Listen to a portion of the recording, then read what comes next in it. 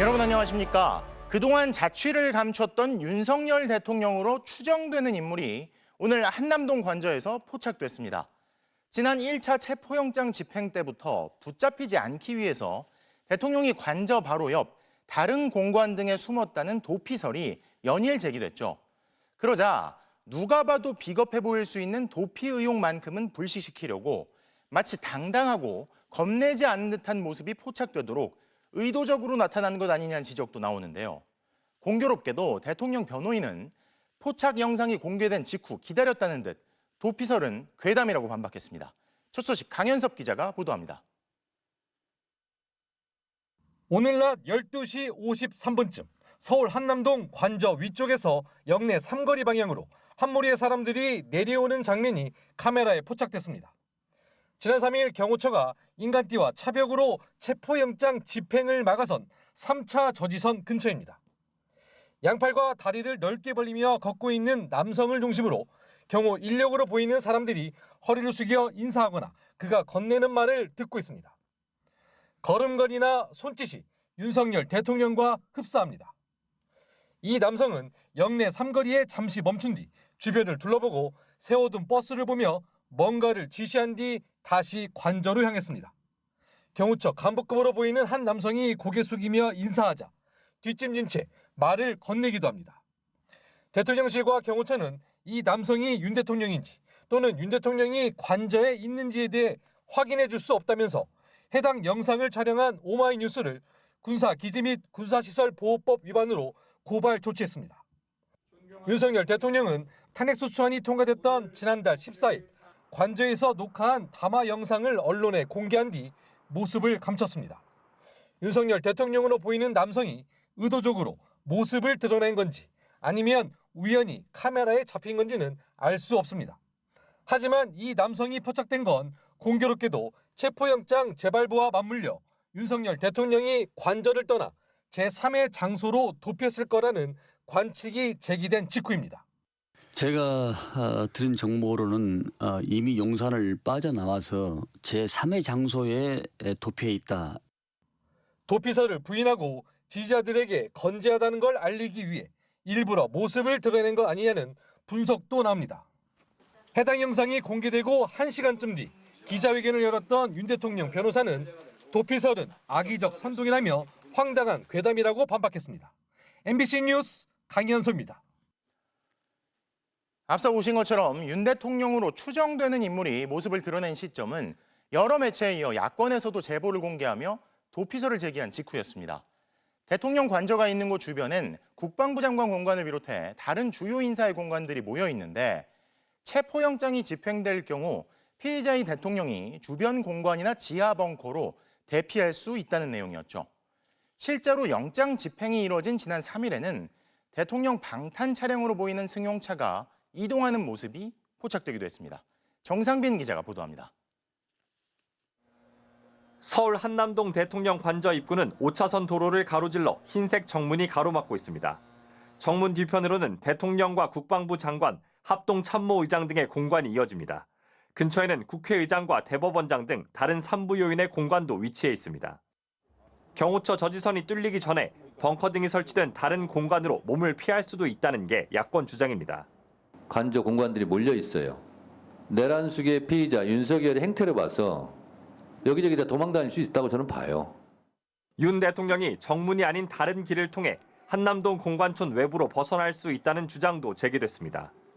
도주로 보시면 저 뒤쪽으로 가면은 합참 공간이 또 있습니다. 저렇게 도주를 할 수 있고 돌아가지고 또 큰 길로 나와가지고 어디로 도주할지 모릅니다. 실제로 영장이 집행되던 지난 3일 관저 앞에서 대통령 전용 방탄 차량으로 보이는 승용차 2대가 잇따라 이동하는 모습이 포착됐습니다. 경호처 소속으로 추정되는 직원이 앞선 차량을 향해서는 짧게 격리하는 듯한 모습이 포착됐지만 이 직원은 뒤따라가는 차량에 대해서는 차가 완전히 지나갈 때까지 자세를 유지했습니다. 이 차량에 윤 대통령이 타고 있었을 수도 있다는 겁니다. 저 차 청와대에서 제가 경호를 하면서 수도 없이 봤습니다. 방탄 차량 맞습니다. 주로 대통령이 타고요. 혹가다 이제 공동행사 때는 부인이 같이 탈 수 있습니다. 윤 대통령 수사를 지휘하고 있는 고위공직자 범죄수사처 오동훈 처장도 윤 대통령의 도주 가능성을 배제할 수 없다고 밝혔습니다. 피의자가 은닉, 숨었거나 아니면 도주했을 가능성도 있다고 보는 거죠. 여러 가지 가능성 중에. 네, 맞습니다. 야권은 가용 가능한 인력과 장비를 총동원해서라도 윤석열을 관저에서 끌어내야 한다. 모든 수사 기법을 동원해 윤석열의 위치를 확보해 단숨에 체포하라고 촉구했습니다. MBC 뉴스 정상빈입니다. 이런 가운데 경호처는 관저를 한층 더 요새화하고 비호 태세를 강화하는 분위기입니다. 지난 3일 1차 체포 시도 때보다 진입로를 막은 버스는 늘고 날카로운 철조망에 쇠사슬까지 쳐놨는데요. 하지만 이 부분을 두고 일각에선 오히려 자신감 없고 불안해서 보이는 행태란 분석도 나옵니다. 홍희표 기자가 보도합니다. 오늘 아침 포착된 서울 한남동 대통령 관저 입구 모습입니다. 철문 앞 도로 쪽에도 가로로 대형 버스 한 대가 서 있고 철문 뒤 관저로 향하는 길목에는 버스 3대가 세워져 통행을 막고 있습니다. 고위공직자 범죄수사처가 윤석열 대통령 체포를 처음 시도했던 지난 3일과 비교하면 버스를 늘려 겹겹이 입구를 틀어막은 겁니다. 앞서 1차 체포 시도 당시 공수처는 2차 저지선을 피해 산길로 우회했는데 이후 우회가 어렵게 산길 쪽 도로변으로 철조망을 두르는 작업 모습과 함께 관저 근처 철조망문에 쇠사슬을 감아 보강한 듯한 모습까지 포착됐습니다. 본관 건물로 향하는 길목마다 방어를 강화하며 관저 전체를 사실상 요새처럼 만든 겁니다.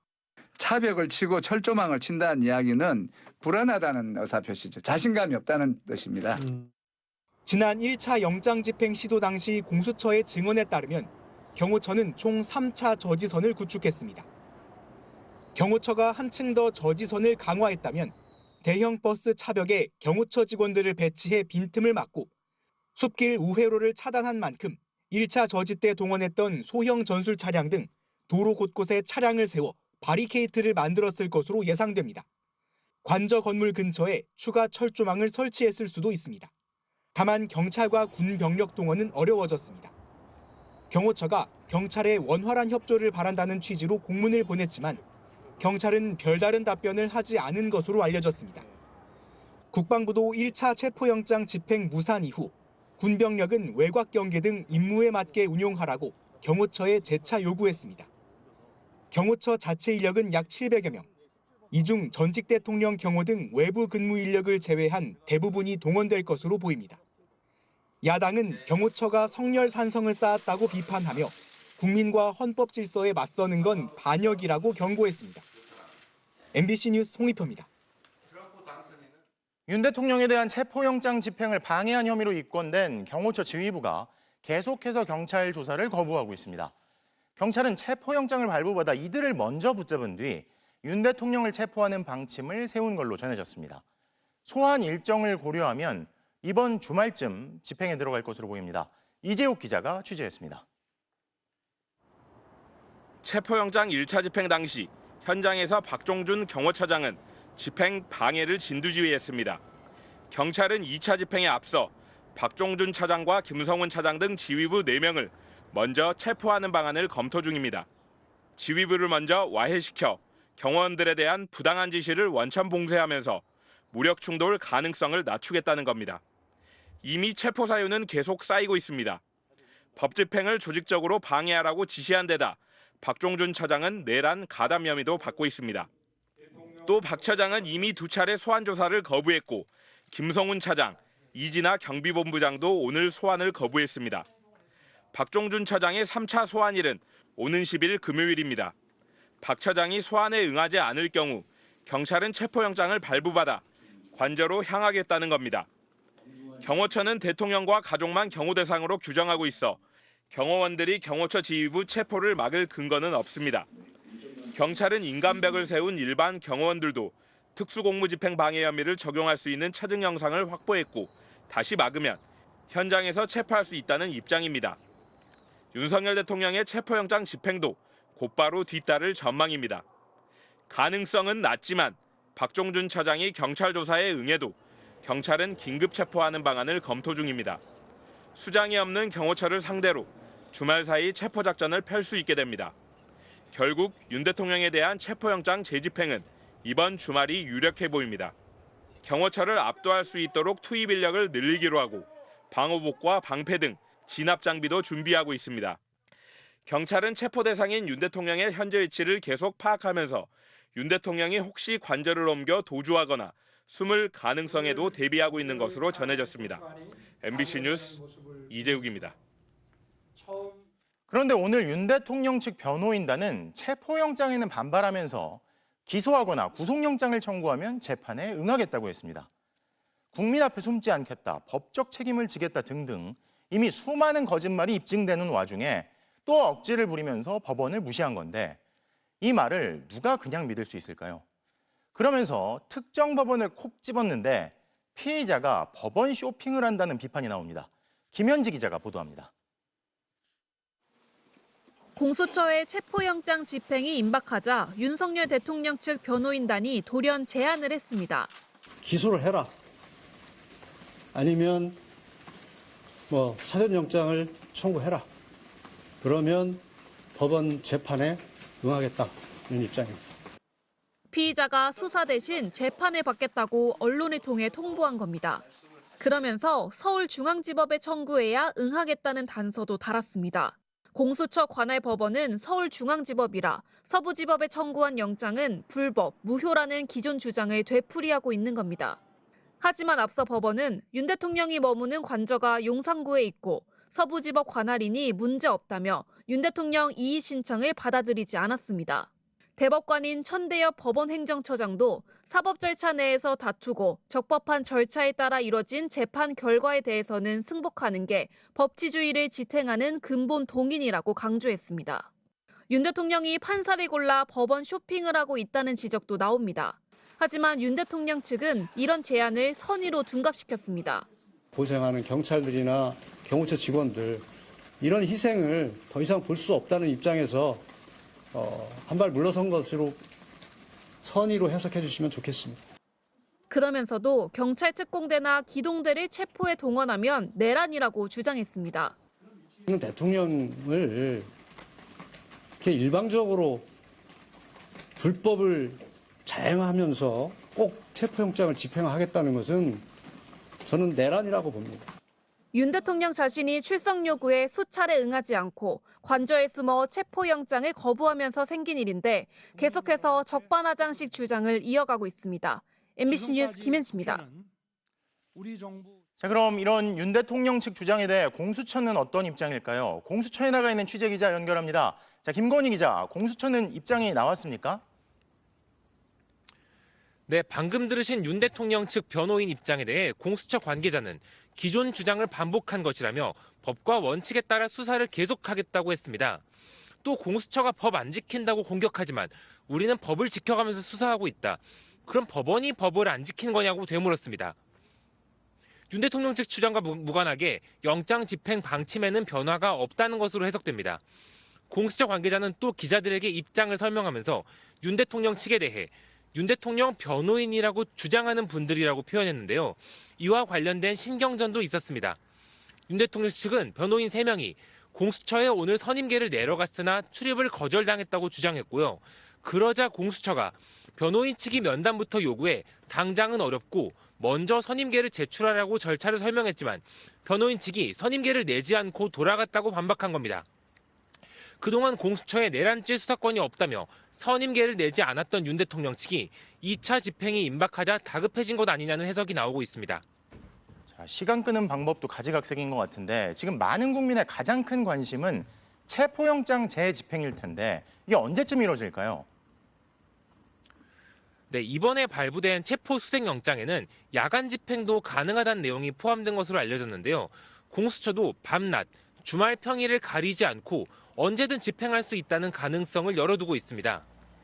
다만 그 시점이 며칠일지 콕 집어 짐작하기는 아직 어렵습니다. 공수처는 통상 7일인 영장 유효 기간을 더 늘려 청구한 것으로 전해졌는데요. 정확한 기한은 함구하고 있습니다. 정보가 유출될까 봐 상당히 신경을 쓰는 분위기입니다. 오동훈 공수처장은 국회에 나와 수사기밀상 말씀드리기 곤란하다. 집행의 성공을 위해서도 당분간은 유지가 돼야 한다고 했습니다.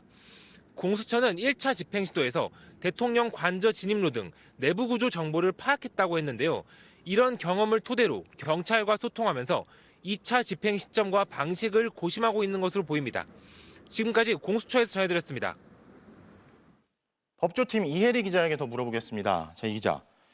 저 윤석열 대통령 측이 수사 대신 그러면 수사는 안 받고 재판만 받겠다는 건가요? 뭐 이런 뜻인가 싶기도 하고 이게 정말 구속영장을 그리고 청구를 한다면 법원 심사에는 나오겠습니까? 윤 대통령이 영장 심사에 나올지 물어보니까 그 경우와 신변 문제가 해결되면 그때 말하겠다 이렇게 답했습니다. 지금 윤 대통령은 요새화된 관저 안에서 체포영장 집행을 거부하고 있잖아요. 네.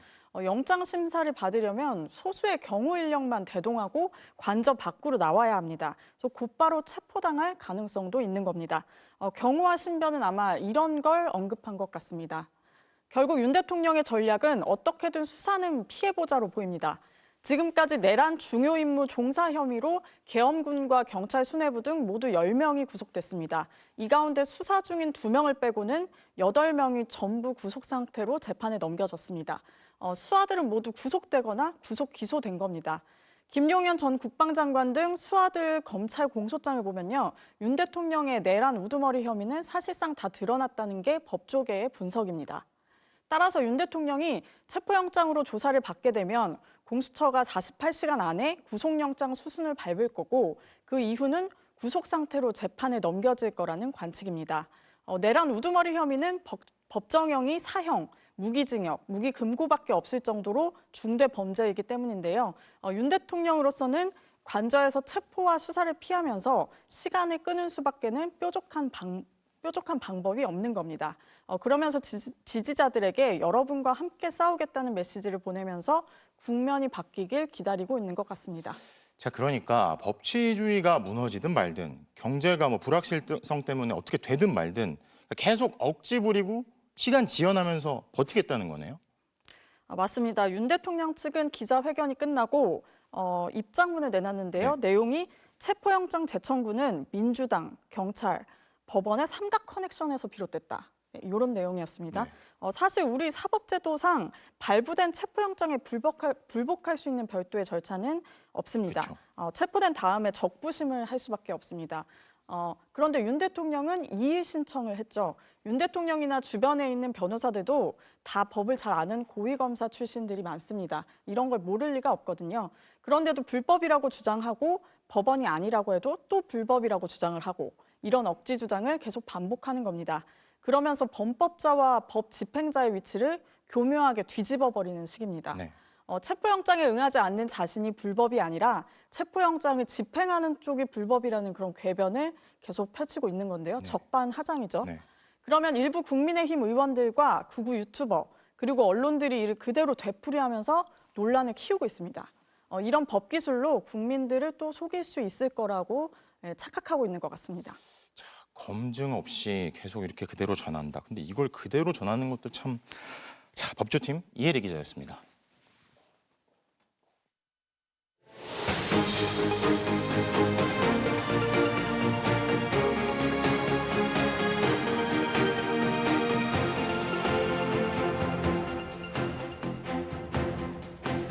지난달 최상목 대통령 권한대행 부총리의 거부권 행사로 내란 특검법, 김건희 여사 특검법이 모두 국회로 되돌아왔죠.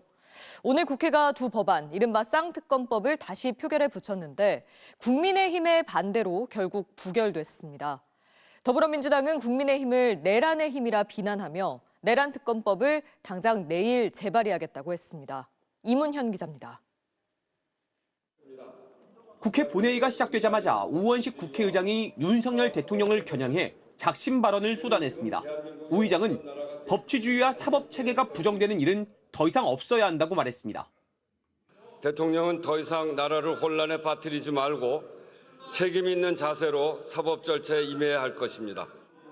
국민의힘 의원들 일부가 야유를 보낸 가운데 우 의장은 12.3 사태는 계엄군이 총을 들고 국회에 들어온 사건이라며 여야가 정치 갈등을 빚을 일이 아니라 민주주의 대 반민주주의의 문제가 본질이라고 못 박았습니다. 이어 내란 특검법과 김건희 여사 특검법, 최상목 대통령 권한대행 경제부총리의 거부권 행사로 국회로 되돌아온 두 개의 특검법이 재표결에 붙여졌습니다. 여야 의원 300명 전원이 참석했습니다. 무기명 투표 결과 내란 특검법 198대 101, 김여사 특검법 196대 103표, 두 특검법 모두 표결 의원의 3분의 2, 200명을 아슬아슬하게 채우지 못했습니다. 특히 내란 특검법은 단 2표 모자랐습니다. 특검 반대가 당론이었던 국민의힘에서 이탈표가 8표까지는 나오지 않은 겁니다. 수사 대상에 국민의힘과 보수파 전체를 무한대로 올려서 초토화시키겠다는 것입니다. 더불어민주당 등 야권은 여당을 향해 내란의 힘이라고 거세게 반발했습니다. 국민의힘 내에 양심과 소신을 가진 의원이 불과 8명도 없다는 사실이 확인되었습니다. 두 특검법은 모두 자동 폐기됐는데 특히 김여사 특검법 폐기는 이번이 4번째입니다. 양국관리법과 국회 증언감정법 등 앞서 한덕수 대통령 권한대행 국무총리가 거부권을 행사한 6개 법안도 모두 재결 끝에 폐기됐습니다. 민주당은 제3자가 특검을 추천하는 방식으로 법안을 수정해 내란 특검법을 당장 재발의하기로 했습니다. MBC 뉴스 이문현입니다.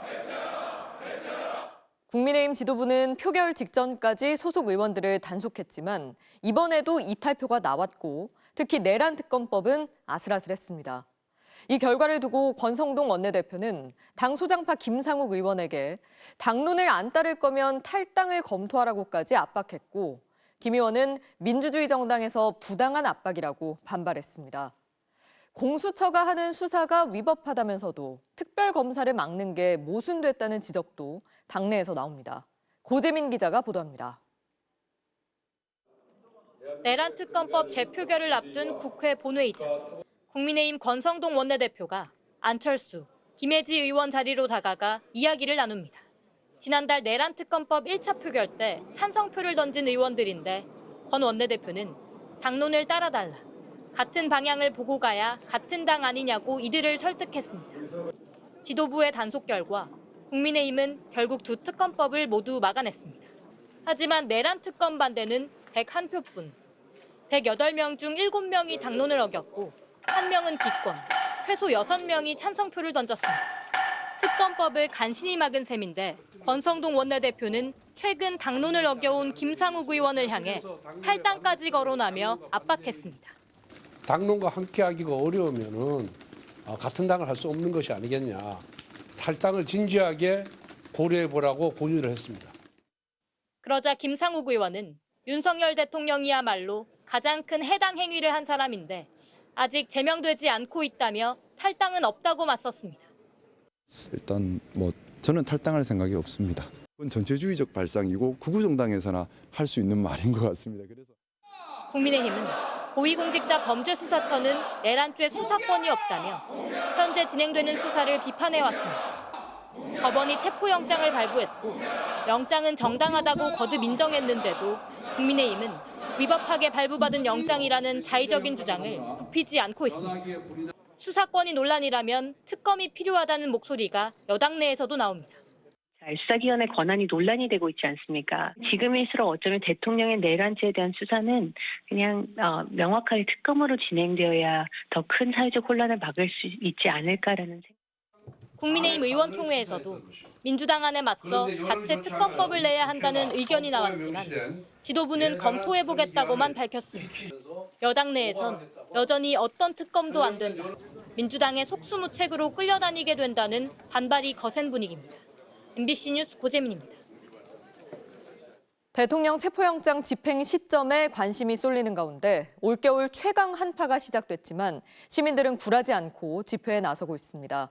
대통령의 버티기로 시민들만 고생하고 있는데 내일은 또 얼마나 추울지 한파 상황 알아보겠습니다. 최아리 캐스터 전해주시죠. 네, 먼저 CCTV 화면을 통해서 현재 폭설 지역 상황부터 살펴보겠습니다. 이 시각 충남 서천인데요. 가로등 불빛 아래 눈발이 강하게 날리는 게 보일 정도로 많은 눈이 내리고 있습니다. 눈길 사고도 잇따랐습니다. 오늘 아침 충남 당진에서는 승용차가 눈길에 완전히 뒤집혔고 뒤따르던 차량이 미끄러져 연쇄 추돌하는 사고가 났습니다. 레이더 영상을 보시면 지금도 서해상에서 발달한 눈구름대가 충남과 남부 내륙에 유입 중입니다. 오늘 무주 설천봉에는 16cm의 눈이 내렸고요. 이들 지역에 대설특보도 내려져 있습니다. 앞으로 전북에 최고 30cm 이상, 전남과 충남에 5에서 최고 20cm 이상의 눈이 더 내리겠습니다. 올겨울 최강 한파도 밀려오겠습니다. 오늘 밤 9시를 기해 서울에 첫 한파주의보가, 경기 동부와 강원 내륙에 한파 경보가 내려지겠습니다. 1.5km 상공의 찬 공기의 흐름을 보시면 내일은 영하 20도에 보라색으로 보이는 한기가 수도권을 비롯한 중부지방과 경북까지 뒤덮는 게 보이는데요. 출근길 서울의 체감 온도가 무려 영하 19도, 대관령은 영하 29도까지 떨어지겠고 낮에도 체감 온도는 영하 10도 안팎을 보일 전망입니다. 이번 한파 폭설은 금요일까지 절정을 보인 뒤 점차 누그러지겠습니다. 지금까지 기상센터였습니다. 시민들은 이렇게 추운 날씨에도 집회를 열고 윤석열 대통령 파면과 즉각 체포를 촉구하고 있습니다. 이번엔 윤 대통령에 대해 법 집행이 제대로 돼야 한다고 목소리를 높이고 있는데요. 현장 취재기자 연결합니다. 고병찬 기자, 날씨가 상당히 추운데 집회 현장 분위기는 어떻습니까? 네, 오늘 올겨울 첫 한파주의보가 예고된 만큼 살을 애는 듯한 바람이 불고 있는데요. 시민들은 추위를 막고자 은박 담요 등을 몸에 두른 채 한 목소리로 윤석열 대통령 탄핵과 구속을 촉구하고 있습니다. 대통령 체포영장이 법원에서 재발부되면서 공수처와 경찰이 언제 어떻게 집행에 나설지가 관심인데요. 집회 참가자들은 1차 체포영장 집행 당시 안일하게 대응한 공수처를 비판하면서 강력한 집행을 촉구하고 있습니다. 전에 그렇게 소수로 들어가서 안 됐으면은 그냥 대거 투입해서 많이 들어가가지고 한꺼번에 되던가, 사실 들어갈 방법은 많잖아요. 그러니까 어떻게든 좀 빨리 됐으면 좋겠어요. 1차 체포 때는 공수처 오동훈이 잘못한 거죠. 최대한 동원할 수 있는 모든 걸 다 동원해서 체포해야 된다고 봅니다. 여기에 오늘 국회에서 내란 특검과 김건희 여사 특검이 또 부결된 데 대해서도 비판이 쏟아졌습니다. 국힘에 국민의힘들이 다 내란 같은 공범들이죠. 그런 사람 자체가 국회의원을 못하게 그럼 이번 기회에 뿌리를 뽑아야 된다고 생각해요. 대통령 관저 앞에서도 연일 대통령 즉각 체포를 촉구하는 집회가 이어지고 있는데요. 경호처를 방패막이 삼아 관저를 요새화하고 법 집행을 방해하고 있는 윤석열 대통령에 대한 성토가 이어졌습니다. 법 주호하는 사람으로서 법대로 좀 처리를 했으면 좋겠다. 도망 다니지 말고요. 그랬으면 좋겠어요. 너무 부끄럽지 않을까요? 경호처장 불법행위 무기라는 최상목은 사퇴하라! 사퇴하라! 사퇴하라! 사퇴하라! 경호처의 불법 행위를 묵인하고 있는 최상목 대통령 권한대행에 대한 비판 목소리도 커지고 있는데요. 최 대행이 직무를 유기하고 있다며 사퇴를 촉구하는 기자회견도 열렸습니다. 내란 동조범을 처벌하고 내란 종식을 시키는 것이 최상목의 역할임을 그들만 모르고 온 국민은 다 알고 있습니다. 고로 윤석열의 체포영장 집행에 대한 불개입은 내란 동조이며 직무 유기입니다. 네, 겨울 추위는 더욱 매서워지고 있지만 대통령 체포영장 집행에 대한 관심은 어느 때보다 뜨겁습니다. 내일도 서울 최저 영하 12도의 강추위가 예고됐지만 윤 대통령 체포를 촉구하는 집회는 계속될 예정입니다. 지금까지 헌법재판소 인근 집회 현장에서 MBC 뉴스 고병찬입니다. 윤석열 대통령과 초등학교 때부터 알고 지냈고 대통령이 되기 전 정치적 조언도 한 것으로 알려진 57년지기 이철우 연세대 교수가 SNS를 통해 윤 대통령을 작심 비판했습니다. 윤 대통령이 민주주의를 부정하는 극우 세력의 수괴가 됐다면서 위험을 없애기 위해선 무속의 노예가 된 개인의 문제로 넘기지 말고 극우 세력의 발호를 제대로 차단해야 한다고 경고했습니다. 손구민 기자가 취재했습니다. 윤석열 대통령은 취임 이후 이념을 내세워 공산 전체주의와의 전면전을 말해왔습니다. 공산 전체주의를 맹종하며 조작 선동으로 여론을 왜곡하고 사회를 교란하는 반국가 세력들이 여전히 활개치고 있습니다. 이철우 교수는 윤 대통령이 반대 세력을 공산 전체주의로 몰아세우는 극우 세력의 전략을 택한 걸 보고 정신적으로 화융, 어울릴 수 없는 사람이라는 걸 깨달았다고 했습니다. 그리고 친구 윤석열은 끝내 거대 야당의 반국가적 패악을 알리겠다며 근거 없는 부정선거 망상에 기대 비상계엄을 선포했습니다. 국민들에게 망국의 위기 상황을 알려드려 헌정 질서와 국헌을 지키고 회복하기 위한 것입니다. 이 교수는 이렇게 윤석열이 대한민국의 민주주의를 정면으로 부정하는 극우 세력의 수괴가 될 것임은 생각지 못했다고 직격했습니다. 이어 무속의 노예가 된 한 개인의 문제가 아니라고 경고했습니다. 40년에 걸친 민주주의의 공고화를 통해 가지게 된 믿음에 취해 민주주의를 파괴하려는 극우 세력이 재편성되고 있음을 간과한 것 같다며 현재의 극우 정치는 초보적 논리와 팩트를 부정하도록 군중을 세뇌하고 선동하는 것을 통해 전개된다고 지적했습니다. 소셜미디어 가짜뉴스로 선동하고 적대감을 키우는 정치적 극우의 확장과 권력화를 경계해야 한다는 뜻입니다. 이종찬 광복회장의 아들인 이철우 교수는 윤 대통령과 초등학교, 대학교를 함께 다닌 57년지기로 윤 대통령이 정치에 입문할 때에도 조언을 한 것으로 알려져 있습니다. 이 교수는 MBC와의 통화에서 윤 대통령과 친구였다는 게 이제 와서 뭐가 중요하냐고 했습니다. 그러면서 윤 대통령에게 역사 왜곡 문제 등을 여러 번 지적했지만 답을 들은 적은 없었다며 이제 달라질 거라고 기대도 하지 않는다고 말했습니다. MBC 뉴스 손구민입니다.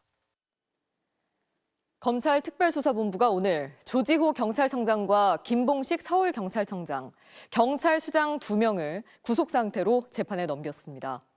조 청장은 국회 앞 현장에 있던 경찰관이 국회의원 통제를 재고해달라고 했지만 묵살했고 일부 경찰들에게는 K1 소총을 들고 무장한 상태로 중앙선관위로 출동하라는 지시가 떨어진 사실도 드러났습니다.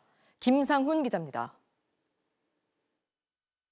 비상계엄 선포 3시간 전인 지난달 3일 오후 7시 반쯤 조지호 경찰청장, 김봉식 서울청장은 서울 삼청동 대통령 안가에 불려갔습니다.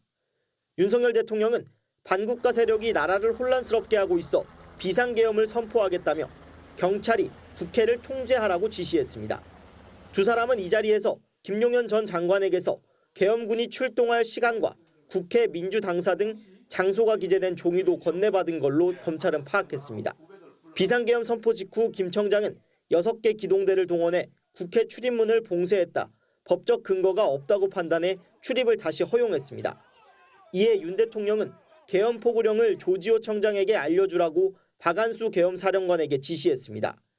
이후 조 청장은 국회의원 출입 차단은 헌법에 맞지 않다는 현장 지휘관 보고를 묵살하고 포고령에 따르지 않으면 우리가 체포된다며 윤 대통령 지시를 적극적으로 이행했습니다. 조 청장은 방첩사의 주요 인사 체포 시도에도 관여했습니다. 방첩사의 체포조 지원 요구는 조 청장과 우종수 국가수사본부장에게 전달됐다고 검찰은 보고 있습니다. 그 결과 실제 경찰관 50여 명이 국회 수소충전소에 대기했다는 겁니다. 조 청장은 김준영 경기남부청장에게는 중앙선관위와 선거연수원에 경찰을 보내라고 지시했습니다. 이후 과천경찰서장에게는 중앙선관위에 K1 소총으로 무장한 경찰 115명을 보내고 계엄군들을 도와 선관위를 점거하고 서버 탈취를 지원하라는 지시가 떨어졌습니다. 민주당 이재명 대표에게 무죄를 선고한 김동연 서울중앙지법 판사가 체포 명단에 포함됐다는 조 청장의 앞선 진술이나 계엄군 장악기관 리스트에 MBC 등 언론사가 포함됐다는 내용은 오늘 보도 설명 자료에는 담기지 않았습니다. 검찰이 경찰 수장 2를 재판에 넘기면서 지금까지 내란 혐의로 기소된 사람은 8명. 윤 대통령만 빼고 그 지시를 이행한 계엄군 사령관과 경찰 수뇌부가 모두 재판에 넘겨졌습니다. MBC 뉴스 김상훈입니다.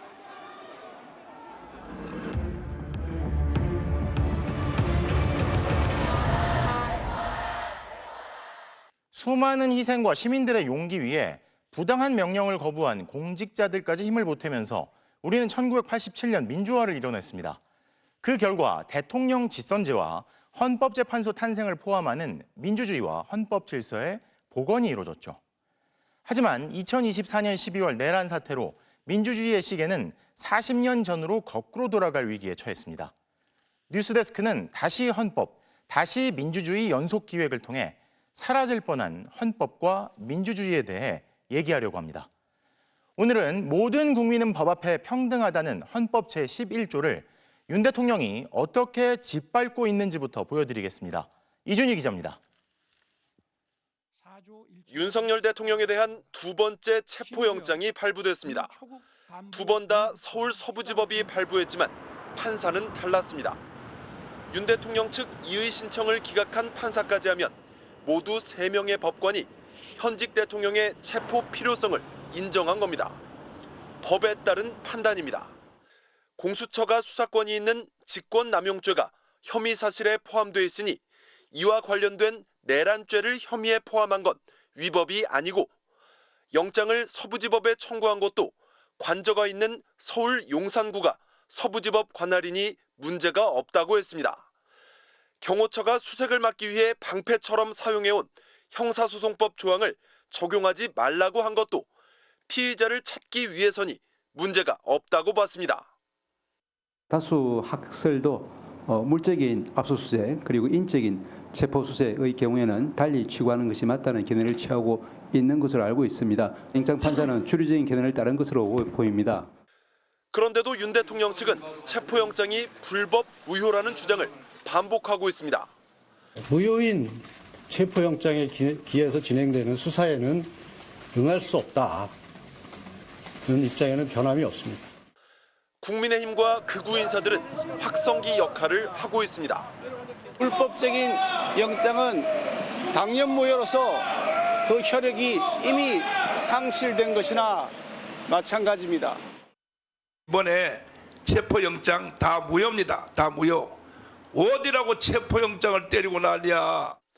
한 해 동안 발부된 체포영장은 3만 건이 넘습니다. 법관이 발부한 영장은 누구든 따라야 합니다. 그게 법치주의입니다.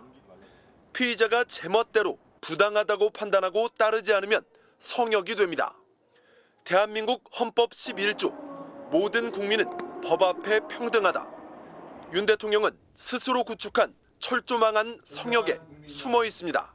MBC 뉴스 이준입니다. 12.3 비상계엄 사태의 헌법적 쟁점을 논의하기 위해 국내 헌법학자 100여 명이 모였습니다. 헌법학자들은 이번 사태가 1987년 민주화로 이룩한 민주주의와 헌정 질서에 대한 공격이라고 규정했는데요.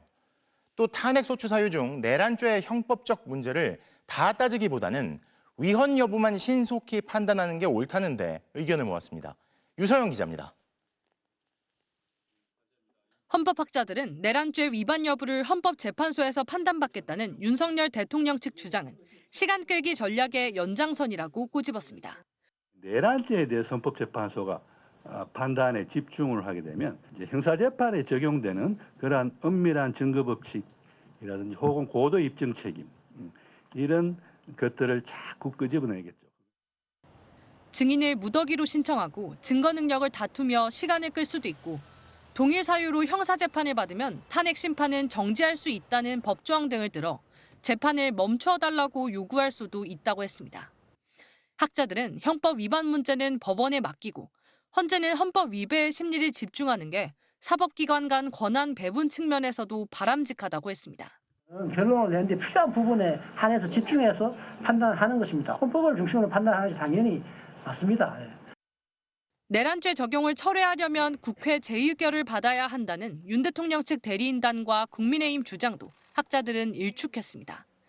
탄핵소추서 사실관계 변화 없이 내란죄 적용만 철회하는 건 별도의 국회 절차 없이 가능하다는 겁니다. 박근혜 전 대통령 탄핵 심판 당시 주심 강일원 재판관 역시 이 재판은 대통령의 범죄 혐의를 찾아내는 형사재판이 아니고 대통령 탄핵 사유를 다투는 것이라고 했습니다.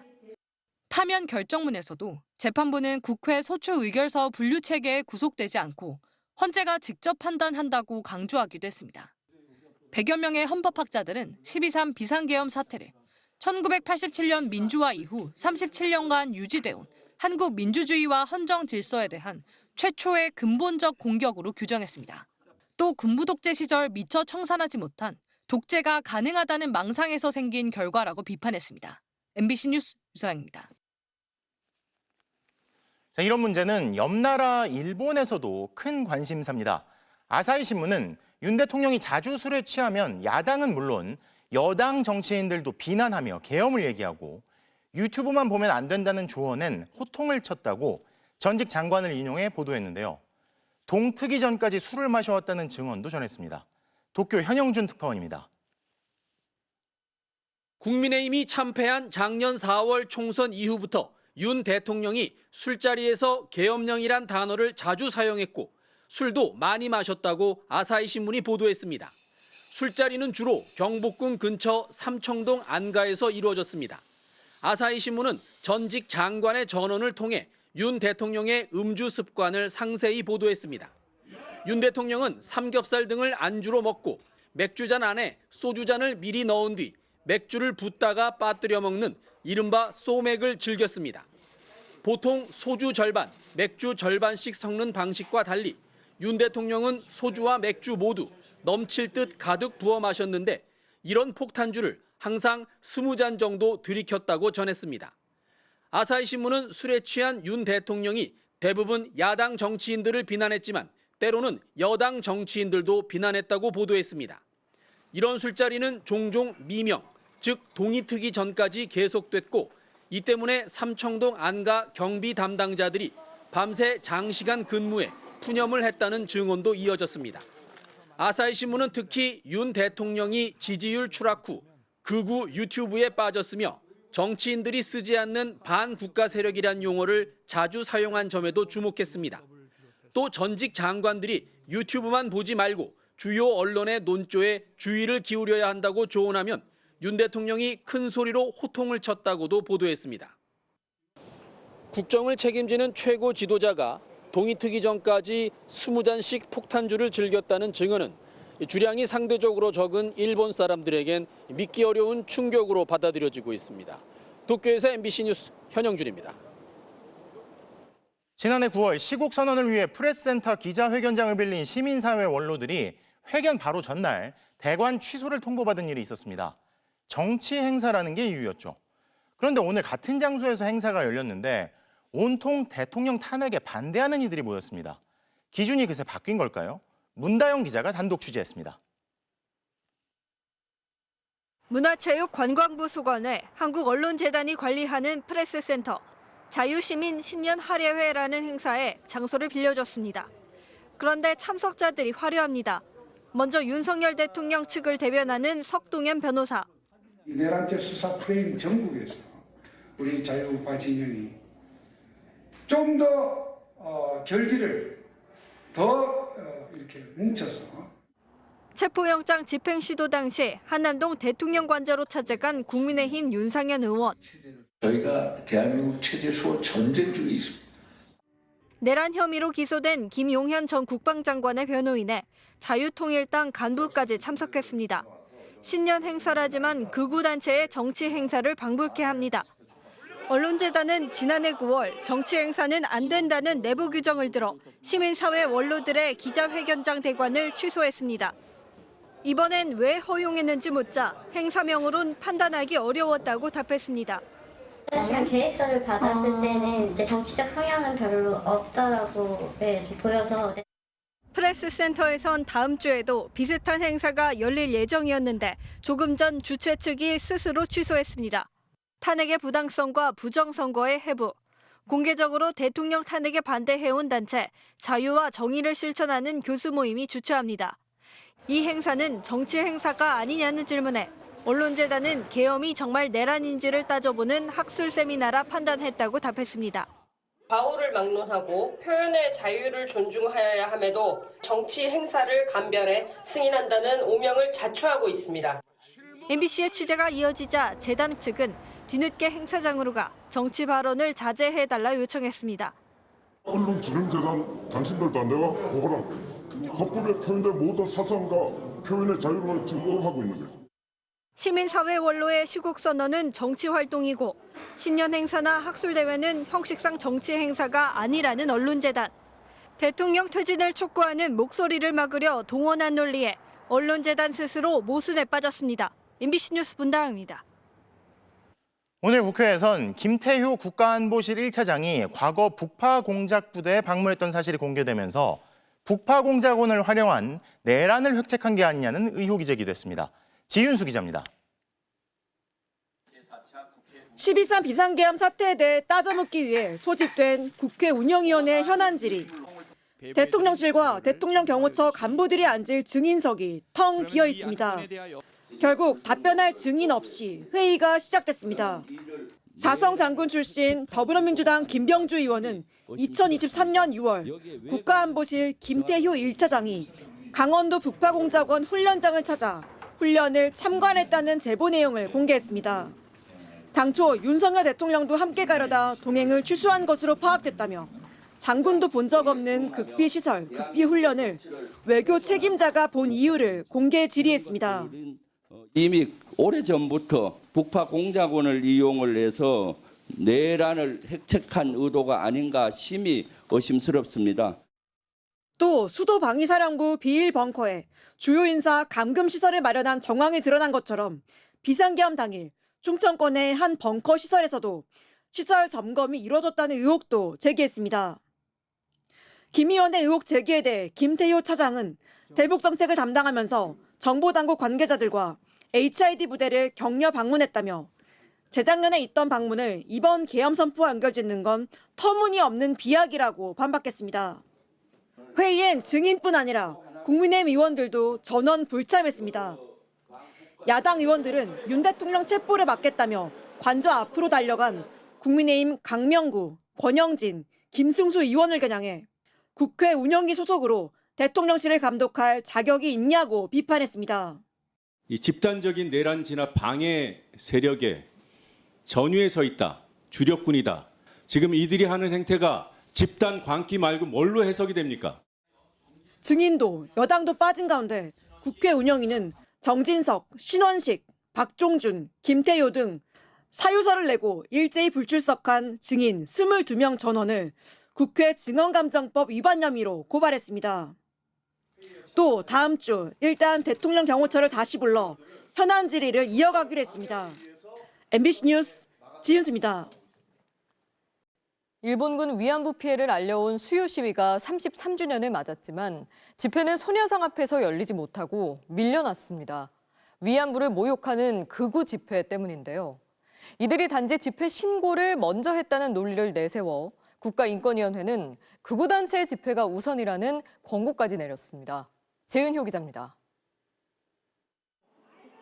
올겨울 가장 매서운 추위가 찾아온 수요일, 소녀상은 바리케이드 안에 갇혔습니다. 일본군 위안부 피해를 알려온 수요 시위가 33주년을 맞았지만 집회는 소녀상 앞에서 밀려났습니다. 적반하장, 피해국의 문제로 떠넘기며 어떠한 법적 책임도 지지 않고 있다. 관심이 없습니다. 수요 시위 현장 옆에선 위안부 피해자를 조롱하고 모욕하는 이들이 플래카드와 확성기를 들었습니다. 오늘 옛 일본 대사관 일대 집회 신고는 총 5건인데요. 수요 시위와 이를 방해하려는 집회가 차도 하나를 사이에 두고 열리고 있습니다. 오늘은 1순위로 신고하라, 인권위 권고 뭐가 문제냐는 손팻말까지 들었습니다. 국가인권위원회가 위안부 피해자를 성매매 여성이라고 모욕하는 극우단체 집회가 수요 집회보다 먼저 신고를 했다며 집회 장소의 우선권을 보장하라고 손을 들어준 겁니다. 충돌을 우려해 집회 장소를 분리해온 경찰이 극우단체의 권리를 침해했다며 종로경찰서에 시정하라고 권고했습니다. 너무 어처구니가 없고 너무나 실망스럽습니다. 입에 담을 수 없는 욕설로 피해자들 공격하는 사람들을 보호하겠다는 것이잖아요. 인권위는 지난 2022년 반대 집회를 조정해 수요 시위를 보호해야 한다는 긴급 구제 결정을 내렸습니다. 하지만 김용원 상임위원 주도로 이 결정을 기각한 데 이어 이번엔 극우단체 집회 우선권까지 인정한 겁니다.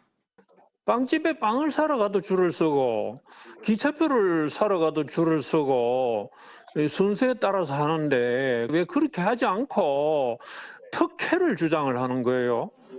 인권위가 집회 목적 자체가 수요 시위를 방해하는 것뿐인 세력을 편들어 혐오 범죄를 조장한다는 비판이 쏟아지고 있습니다. 위안부 피해 생존자들을 조롱하고 모욕하기 위한 목적으로 지금 그 집회 신고를 하고 막 방해를 하고 있는 것인데 그런 단체의 어떤 구제 그 신청을 받아준 것 자체가 인권위로서 할 수 있는 일이 아니라는 거. 상식에 어긋나는 일이 아니었나라고 생각이 들고 극우 세력이 좀 더 기세등등하게 저희에게 먼저 신고하던가라고 말할 수 있는 빌미가 주어진 것이 되게 안타까운 일이라고 생각합니다. 경찰이 인권위의 결정을 수용할 경우 앞으로 소녀상에 가장 가까운 곳에서 극우 단체가 집회를 열 수 있게 됩니다. MBC 뉴스 재은유입니다. 반도체 호황 속 나 홀로 겨울 아니냐는 삼성전자의 지난 4분기 실적이 또다시 시장의 기대에 미치지 못했습니다. 잠정 영업이익이 6조 5천억 원까지 줄어든 건데요. 고대역폭 메모리 HBM 개발은 아직 엔비디아의 눈높이를 맞추지 못하고 있고 모바일 부문도 실적이 좋지 않았습니다. 장슬기 기자가 보도합니다. 지난해 4분기 삼성전자 영업이익이 6조 5천억 원으로 잠정 집계됐습니다. 직전 분기 영업이익이 9조 2천억 원에 머물러 실망감을 안겼는데 30% 가까이 더 줄었습니다. 시장에선 기대치를 낮춰가며 적어도 7조 원대를 내다봤는데 여기에도 못 미쳤습니다. 반도체를 비롯한 전자제품의 수요 부진이 주요 원인으로 꼽힙니다. 스마트폰과 PC 등의 판매가 저조한 상태에서 중국의 저가 물량 공세가 겹쳐 범용 메모리 수익이 악화됐습니다. 또 기업들이 미리 비축해둔 반도체 물량도 수요에 영향을 미쳤습니다. 작년 연말에 주요 기업들이 재고를 많이 확보를 했기 때문에 수요는 좀 줄어들고 공급은 그대로다. 지금 중국에서 절반 가격에 지금 판매를 하고 있다 보니까 하방 압력. 그나마 버팀목 역할을 해온 모바일에서도 실적이 크게 떨어진 것으로 추정됩니다. 계절적 요인으로 수요가 줄어든 데다 해외 시장에서도 고전한 탓입니다. 우려했던 고대역폭 메모리 HBM에선 AI 칩의 큰손 엔비디아의 품질 테스트를 아직 통과하지 못하고 있습니다. 미국 CES에 참석한 젠슨 황 엔비디아 CEO는 기자간담회에서 삼성이 테스트를 통과하는데 오래 걸리진 않을 것이라면서도 새로운 디자인을 개발해야 한다는 단서를 달았습니다. 지난번 실적 컨퍼런스 콜에서 HBM3 12단의 재설계 버전을 내놓을 예정이다. 그렇게 얘기를 했거든요. 엔비디아의 요구 조건에 맞는 그런 제품을 새로 설계해서 앞으로 두세 달 내로 샘플이 제출되고 다만 삼성전자 주가는 외국인의 매수세에 힘입어 3% 넘게 오르며 5만 7천 원대로 올라섰습니다. 실적은 예상보다 부진했지만 그나마 작년 한 해 매출이 300조 원을 회복했고 또 삼성을 둘러싼 우려가 이미 주가에 반영돼 있었기 때문이라는 해석이 나옵니다. MBC 뉴스 장슬기입니다. 자동차나 선박을 앞으로는 전자제품으로 봐야 할지도 모르겠습니다. 세계 최대 IT 가전 전시회인 CES에선 올해 모빌리티를 핵심으로 내걸었는데요. AI와 결합한 미래의 이동수단은 어떻게 달라질지 라스베이거스 현지에서 박소희 기자가 전해드립니다. 차량 운전석에 앉자 앞유리에 각종 운행 정보가 나타납니다. 조수석 정면에선 동영상도 제공됩니다. 각자 보는 이 화면은 옆 사람에게 보이지 않습니다. 개인 맞춤형 홀로그램입니다. AI와 결합한 차량은 운전자를 세밀히 살핍니다. 표정을 관찰해 졸음운전을 하거나 전방주 시에 소홀하면 실내 조명으로 경고를 보냅니다. 뇌파와 이제 시각까지 종합적으로 해서 부주의 상태라는 것을 판단을 한다라고 보시면 될 것 같고요. 또 운전자의 얼굴에서 감정을 파악해 적절한 조명과 노래를 추천하거나 안면 인식으로 차량 문을 열어주기도 합니다. 자율주행 기능은 중장비와 휴지통으로까지 확대됐고 자율주행 선박은 주변 환경뿐 아니라 바닷속까지 들여다봅니다. Not just that computer vision and the autonomous driving capability, but also using AI to try and extend that capability. 5년 만에 CES에 나타난 토요타는 스마트 도시 우븐시티를 공개해 주목받았습니다. 차량 개발을 넘어 자율주행과 스마트홈 시스템, 로봇 등으로 영역을 확장하려는 겁니다. It's living laboratory where the residents are willing participants, giving inventors the opportunity to freely test. 드론 기술의 강자 중국은 미니밴에 드론을 결합한 플라잉카를 출품해 눈길을 끌었습니다.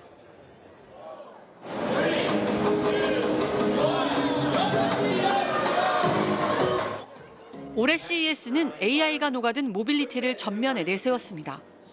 다만 판도를 바꿀 만한 혁신 기술은 찾아보기 어려웠다는 평가도 있습니다. 올해 CES에서는 화려한 겉모습을 갖춘 미래형 자동차는 나오지 않았습니다. 대다수의 모빌리티 기업들은 사람을 더 안전하고 더 편안하게 만들어줄 기술들에 집중했습니다. 미국 라스베이거스에서 MBC 뉴스 박소희입니다. 설 연휴 전날인 오는 27일 월요일이 임시 공휴일로 지정됩니다. 이에 따라 주말 이틀의 임시 공휴일, 사흘간의 설 연휴를 합치면 최장 엿새를 연달아 쉴 수 있게 됐습니다. 정부 여당은 비상경제당정협의회에서 이같이 결정하고 내수 경기 진작과 관광 활성화, 교통량 분산 등의 효과를 기대한다고 밝혔습니다. 중국 티베트 자치구에서 발생한 규모 7.1의 강진으로 인한 사망자가 126명으로 늘었습니다. 실종자 수색 작업은 최저기온 영하 18도 추위에 여진까지 겹쳐 어려움을 겪고 있는데요. 베이징에서 이유경 특파원이 보도합니다. 구조대원들이 무너진 잔해들을 파헤치며 안쪽을 살핍니다. 곧이어 돌더미 사이에서 흙먼지를 뒤집어 쓴 사람이 구조됩니다. 어제 중국 티베트 자치구에서 발생한 강진으로 어제까지 126명이 숨지고 188명이 다쳤습니다. 这个村庄27户死了2人，真的是让人太痛心，还有很多伤者。 중국 관측 6.8, 미국 관측 7.1 규모의 강진이 덮치면서 가옥 3,600여 채가 무너졌고 이재민 4만 6천여 명이 발생했습니다. 진원 깊이가 10km로 얕은 데다 건물 대부분이 내진 설계가 부족했던 탓에 피해가 컸습니다.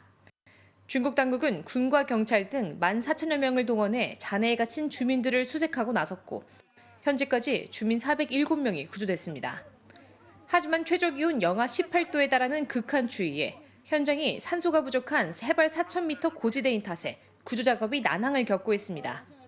최대 4.4 규모에 달하는 여진도 이틀째 660회 넘게 발생하면서 주민들은 밤새 불안에 떨어야 했습니다. 한편 진앙에서 약 1000km 떨어진 칭하이 성에서도 중국 관측 5.5, 미국 관측 5.7 규모의 지진이 발생했습니다. MBC 뉴스 이유경입니다. 한편 토트넘의 신입생 양민혁 선수의 훈련 장면도 공개가 됐는데요. 주장 손흥민이 데뷔전을 준비 중인 후배를 열심히 챙기는 모습도 보였습니다. 아직 등번호를 부여받지 못했지만 1군 선수들과 함께 팀 훈련에 나선 양민혁 선수. 낯선 환경이지만 선배 손흥민 옆에서 함께 훈련하며 적응에 나섰습니다. 다소 긴장한 표정의 양민혁에게 주장 손흥민 선수가 말을 걸며 챙겨주네요. 2인 1조로 함께 훈련하는 동안 양민혁의 머리를 쓰다듬으며 격려하기도 했습니다. 포스테코글루 감독이 지켜보는 가운데 슈팅 훈련도 이어졌는데요. 양민혁은 날렵한 움직임에 깔끔한 마무리까지 선보이며 빠르게 팀 훈련에 녹아드는 모습이었습니다. 포스테코글루 감독이 양민혁은 우선 적응하는 게 먼저라고 밝힌 만큼 데뷔전은 조금 더 시간이 필요할 것 같은데요. 오늘 12일 오브리그 팀과 맞붙는 FA컵 3라운드에서 데뷔전을 치를 수 있을까요? 벨기에 행크의 오현규 선수가 컵 대회에서 멀티골을 터뜨리며 팀을 4강으로 이끌었습니다. 특히 두 번째 골이 환상적이었습니다. 신트 트라이던과의 벨기에컵 8강전에 최전방 공격수로 선발 출전한 오현규. 전반 30분 역습 상황인데요. 뒷공간을 파고든 뒤 골대 구석을 겨냥해 선제골을 터뜨립니다. 69일 만에 골맛을 본 오현규. 여기서 만족하지 않았는데요.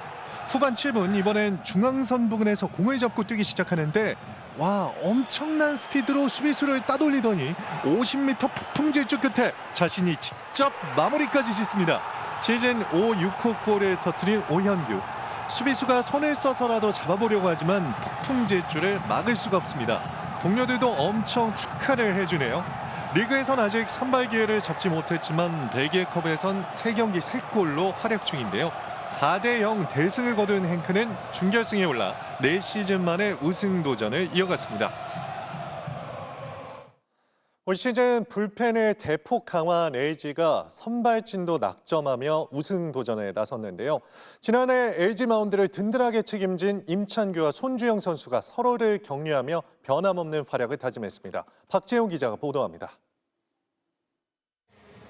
지난 시즌 LG 선발진의 한 축을 담당하며 포스트 시즌에서도 눈부신 역투를 펼친 손주영. LG가 29년 만에 통합 우승을 차지한 2년 전 LG에서 8년간 2승에 불과했고 한국 시리즈 마운드도 밟지 못했던 손주영은 야구를 그만둘 생각이었지만 이때 손을 내민 건 임찬규였습니다. 경제 공무원 이런 얘기도 있었고 아니 뭐 노가다 뛸 생각도 있었고요. 네. 찬규 형이 옆에서 많이 도와줬기 때문에 지금 또 같이 옆에서 같이 인터뷰하는 것 같습니다. 네. 그리고 유망주 꼬리표를 드디어 떼고 지난해 9승을 올리면서 10승을 기록한 임찬규와 함께 LG를 플레이오프까지 이끌었습니다. 부상으로 프리미어 12 대표팀에서 제외됐을 때도 임찬규는 손주영의 등번호 29번을 달고 출전하며 힘이 됐습니다. 또 경기 보면서 제발 잘 던졌으면 좋겠다 하고 응원하고 있었고 서로 남자끼리 손주영 선수가 워낙 대표팀을 가고 싶어 했고 장현식과 김강률, 최채영을 영입하며 약점으로 꼽힌 불펜을 보강하면서 올해도 두 국내 선발 투수의 책임감은 더욱 커졌습니다. 일단 찬규 형의 커리어를 따라가는 게 목표고 파이어블로고 키도 크고 얼굴도 잘생겼고 하기 때문에 팀을 또 대표하는 자완 에이스로 또 계보를 이어갔으면 좋겠어서 두 선수는 다음 주 미국 애리조나로 넘어가 새 시즌을 위한 담금질에 들어갑니다. LG 트윈스 화이팅! MBC 뉴스 박재웅입니다. 41살로 NBA 현역 최고령인 르브론 제임스의 덩크입니다. 나이는 들었지만 클래스는 영원하네요. 수요일 밤 스포츠 뉴스였습니다.